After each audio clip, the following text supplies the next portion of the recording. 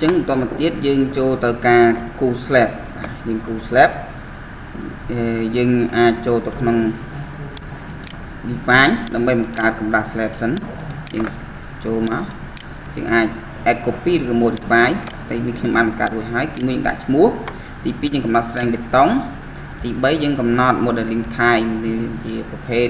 slab ไปមានราคาแมนแรนหรือก็ស្ដើងធម្មតាជាជ្រើស slab ដែលមានកម្រាស់តាក់2អូខេតមកទៀតការគូ slab មានលក្ខខណ្ឌ3យ៉ាងទី1ការគូដោយប្រើជារបៀបក្នុង AutoCAD យើងនិយាយថាជាលក្ខណៈ polygon polyline បាទអញ្ចឹងយើងអាចយកទីនេះមកយើងអាច take ចុច1បាទ2 3 4ចឹងមកដូចយើងមកស្ដាំយើងទៅបាន slab មួយបាទឬក៏យើងអាចប្រើ command rectangle យើងចុចទីនេះចប់វិញស្កត់មកឆ្វេងបាទមកឆ្វេងមកដល់ទីនេះវាយើងលែងមានទៅបាន slab ដូចគ្នាហើយលក្ខណៈទី1គឺប្រើ quick បាទយើងប្រើ quick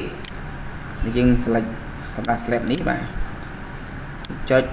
ចូលតែម្ដងចុចទៅតាមប្រឡោះដែលមាន boundary ច្បាស់លាស់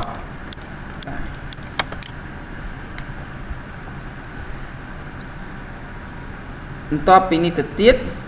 យើងអាចបង្កើតនៅ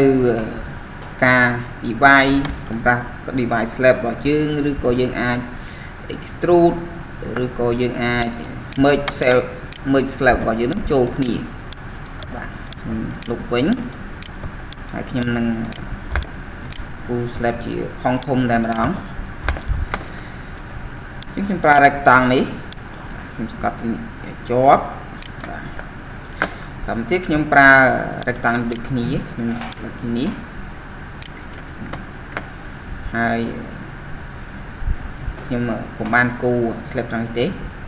លោកអ្នកអាចព្យាយាមគូបានដោយខ្លួនឯង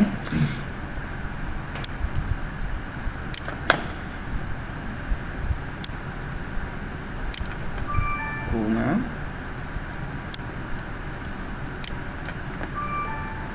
បន្តមកទៀតខ្ញុំនឹង select អាចមើលក៏បានប៉ុន្តែជាដំបូងខ្ញុំបង្កើតធ្នឹមរងសិនអញ្ចឹងការគូធ្នឹមរងមានលក្ខខណ្ឌ2ដែលយើងគួរតែពិចារណាគឺទី1ថាតើធ្នឹមរងរបស់យើងឲ្យធ្វើការជាលក្ខណៈជា pin ឬក៏ជាcontinuous បាទ continue បើជា pin មានន័យថាយើងអាចនិយាយថាយើង release ឬក៏យើង continuous យើងអាចថាធ្នឹមយើងមានលក្ខណៈថាជា fix បាទអញ្ចឹងខ្ញុំប្រើលក្ខណៈ continue ដោយប្រើ the number of bar បាទ number of beam បាទចំនួនដាក់ជាចំនួនវិញអញ្ចឹងខ្ញុំដាក់2គឺយើងទីនេះគឺយើង load 2យើង enter គឺ2ហើយបើយើងដាក់1គឺទីនេះ load 1ប្រសិនបើយើងដាក់ជាលក្ខណៈ spacing maximum spacing អញ្ចឹងកំណត់តាមលក្ខណៈ spacing ទៀតខ្ញុំដាក់1ម៉ែត្រខ្ញុំ enter មកទីនេះគឺច្រើនបាទ1ម៉ែត្រគឺ1000បាទរួច enter ទីនេះបើយើងដាក់2ម៉ែត្រ2000 enter គឺចំនួនតិចហើយទីនេះគឺការកំណត់ទិសដៅរបស់ធ្នឹមយើងឃើញទីនេះគឺទីហៅខ្ញុំ click មកបាទខ្ញុំប្រើ number of bar ខ្ញុំប្រើ2ប្រើ1 text បាទគឺយើងទទួល1ទៅតាមស្របនឹង y តែខ្ញុំចង់ដាក់ស្របនឹង x បាទគឺទីនេះបាទខ្ញុំ control set មកវិញបាទអញ្ចឹងខ្ញុំគូធ្នឹមរងខ្ញុំជ្រើសរើសមុខកាត់បាទជ្រើសរើសមុខកាត់ធ្នឹមរងហើយខ្ញុំដាក់ចំនួន1 parallel to y បាទស្របទៅនឹង y ខ្ញុំចុចយកតែម្ដងបាទចុចមក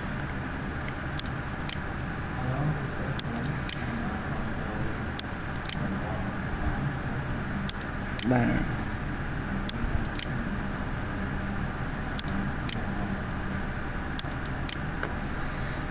ជាងយើងអាច modify ក្នុងយើងរងយើង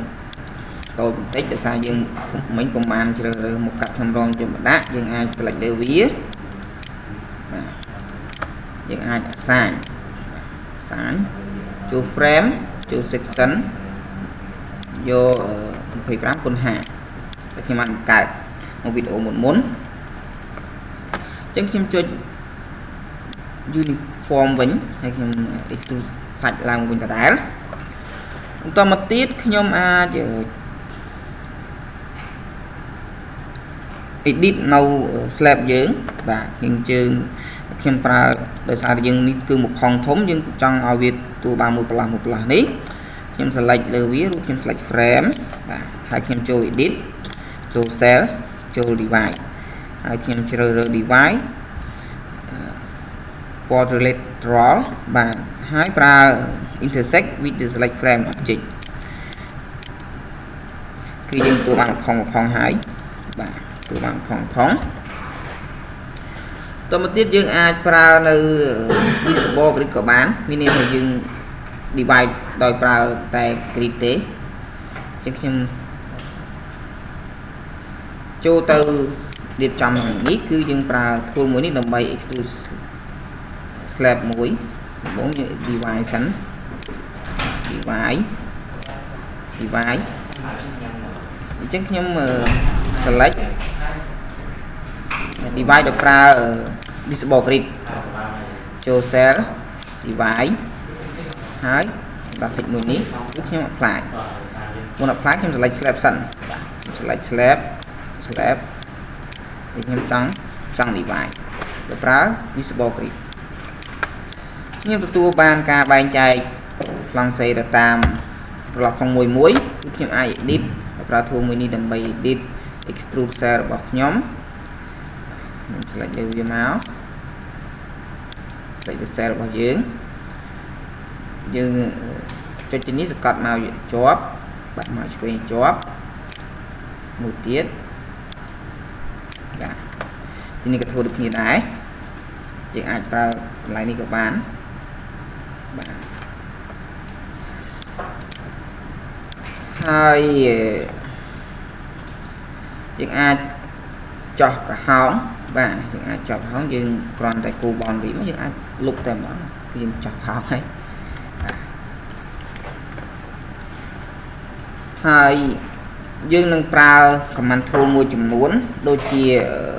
previous select និង visible invisible ជាដើមបាទអញ្ចឹងយើងអាចឧទាហរណ៍ថាខ្ញុំបាន select របស់អស់នេះរួចម្ដងបាទទីខ្ញុំ select របស់នេះរួចម្ដងហើយខ្ញុំ escape វិញអញ្ចឹងយើងអាចចង់ previous select យើងកុំចាំបាច់ចុចទៅលើ slab ទាំងអស់នេះទេយើងប្រើ command មួយនេះគឺ previous select ប្រសិនបើវាបាត់បាទ command មួយនេះបាត់បាទ command tool bar មួយនេះបាត់បាទ tool bar មួយនេះបាត់ចេះយើងអាច mouse ស្ដាំត្រង់នេះបាទ mouse ស្ដាំត្រង់នេះយកពាក្យថា select យើងទទួលបាន tool bar មួយនេះវិញបាទប្រើពាក្យ select ឬក៏ select all ឬក៏ clear select បាទបន្តមកទៀតយើងអាចប្រើនោះពាក្យថា show select object only hide select object show all ជាដើមអញ្ចឹងខ្ញុំអាចឧទាហរណ៍ថាខ្ញុំចង់ឃើញតែ slab ផងនេះខ្ញុំ select លើវារួចខ្ញុំ mouse ស្ដាំហើយខ្ញុំ show selected object only មានន័យថាខ្ញុំចង់ឃើញតែផងនេះខ្ញុំចង់មកវិញគឺខ្ញុំ show all object ហើយខ្ញុំ select លើវាខ្ញុំចង់ hide តែមួយហ្នឹងគឺ hide select object គឺ hide តែមួយចំណែកហ្នឹងហើយខ្ញុំ show all វិញទី2គឺចង់និយាយទៅលើ snap បាទ snap ឧទាហរណ៍ខ្ញុំចង់គូរបាមួយនៅត្រង់ចំណុចកណ្ដាលនេះបាទចំណុចកណ្ដាលមួយនេះតែអត់មាន snap បាទនិយាយថាអត់មាន snap កណ្ដាលអញ្ចឹងយើងអាចខ្ញុំ mouse ស្ដាំយើងចូលទៅ snap option អញ្ចឹង snap option ទីនេះគឺជាអ្វីដែលយើងចង់បានយើងអាច tick ទីនេះគឺ edge emitter ឬយើងអាច select នៅ tick មួយចំនួនទៀតហើយនឹងសាកល្បងខ្លួនឯងគឺ គឺខ្ញុំចង់គូរបាបាទខ្ញុំគូរបាត្រង់ចំណុចកណ្ដាលមួយទៀតឬក៏កណ្ដាលនេះមួយទៀតបានបាទដោយសារយើងមាន snap តមកទៀតគឺការប្រើនៅការ extrude បាទ extrude frame to cell មានន័យថាទីថាខ្ញុំចង់បង្កើត slab មួយត្រង់នេះហើយខ្ញុំមានតែរបាមួយនេះខ្ញុំមិនចាំបាច់ប្រើ tool ទាំងអស់នេះបាទ tool គូ slab ទាំងអស់នេះខ្ញុំចូលទៅក្នុង edit រួចយកពាក្យថា extrude បាទ extrude frame to cell extrude frame to cell តបមកគឺខ្ញុំ select បាទខ្ញុំ select តែរបាមួយនេះទេបាទខ្ញុំ select របាមួយនេះមកហើយខ្ញុំ extrude ទៅតាម AY តាម AY ចំនួន1ម៉ែត្របាទចំនួន1បាទ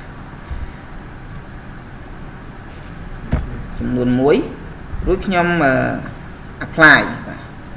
apply តាមទៅ y ចំនួន1ម៉ែត្រអញ្ចឹងគឺយើងទទួលបាន slab មកចម្ងាយ1ម៉ែត្រ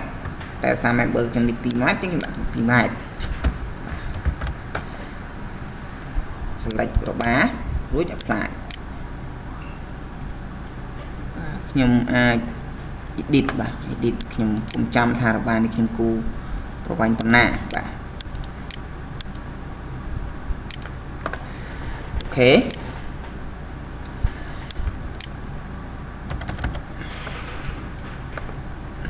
បន្តមកទៀតយើងនឹងទៅនិយាយអំពីការបង្ហាញបាទការបង្ហាញនៅ section ឬក៏បង្ហាញនៅឈ្មោះរបារបស់យើងអញ្ចឹងយើងបង្ហាញនៅឈ្មោះ section យើងចុចទីនេះបាទ set display option តមកយើងចង់បង្ហាញថាតើពណ៌ដែលយើងបានកំណត់តាមជាន់នោះវាមានលក្ខណៈដូចម្ដេចខ្ញុំ select លើ view មួយនេះហើយខ្ញុំដាក់មក section បាទ section ពណ៌ដែលយើងបានមកបាទនេះគឺជាពណ៌ដែលយើងបានបង្កើតយើងចេញជាប្រភេទ object ឬក៏ប្រភេទ material material ដែលយើងបានបង្កើតពណ៌នេះយើងអាចចូលទៅ story បាទជាន់ដែលយើងបានបង្កើតពណ៌តាមជាន់បាទគឺពណ៌នេះបន្តមកទៀតយើងអាចបង្ហាញជាឈ្មោះបាទយើងបង្ហាញជាឈ្មោះមកយើង select នៅលើ window មួយនេះ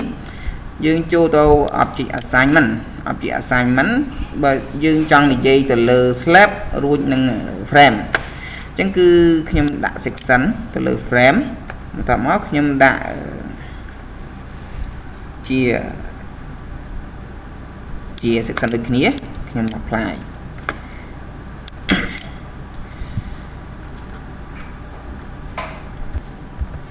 អញ្ចឹងយើង tick មក section បាទ section រួចយើង apply យើងនឹងពុំអាចមើលឃើញនៅឈ្មោះបានទេដោយសារតែយើងជាប់ extrude សាច់យើងអាចមក general ដោះ extrude ចេញវិញបាទ extrude frame និង cell ចេញវិញក៏បានយើងនឹងឃើញបាទ section ដែលយើងបានដាក់បាទ section យើងបានដាក់យើងចូលមកអាសាញយើងអាចដោះនៅឈ្មោះ slab ដែលយើងបានដាក់ចេញយើងដោះនៅភេទធ្នឹមបាទយើងចង់បង្ហាញ